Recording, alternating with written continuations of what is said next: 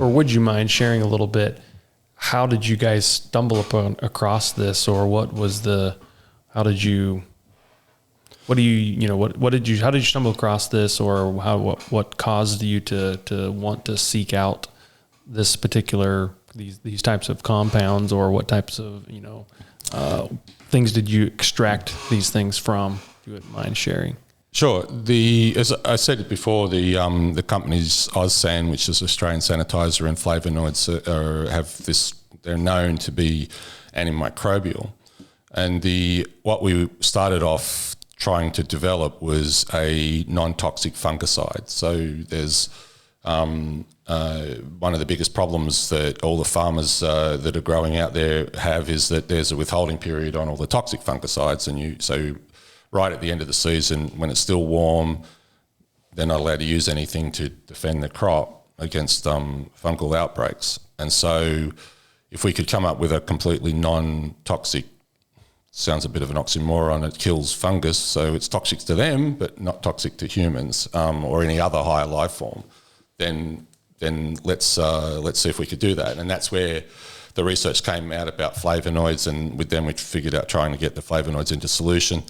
And then the early trials, when we started to go out and trial the fungicide formulas on crops, we were getting responses back from people about, say for instance, we did a trial in a vineyard, and he just sprayed two rows in the middle of the vineyard, and he rings up and he goes, I got a big dark green stripe up the middle of my vineyard now. What's happened? And there's a story about a tomato grower he grew processed tomatoes, so he would just grow for the season, pull them all up, harvest the whole field, and then he'd just go on holidays because he just used to take one harvest. And he came back after a couple of weeks away on holidays, and he had a whole another yield, and he'd never seen that before, where he'd been trialling our product. And so we have lots of little stories like that, and I wasn't in the company at the time, but so I won't take the credit for it, but the guys that were doing it at the time, they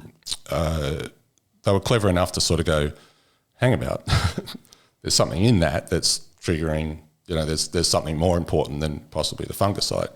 And so we went down the path of then trying to work out what that was, and I guess attuning the product to be able to be absorbed into the plant better rather than being on the surface and killing a fungus. We wanted it now in the plant, which it seemed to be getting into the plant, so we needed to just enhance that.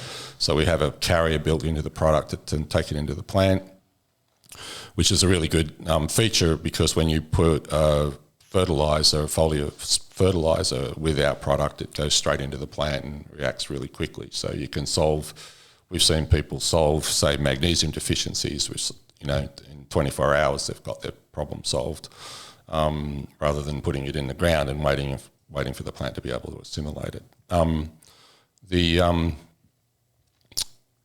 guess it's sort of like we weren't trying to invent CropBioLife, it sort of came across us.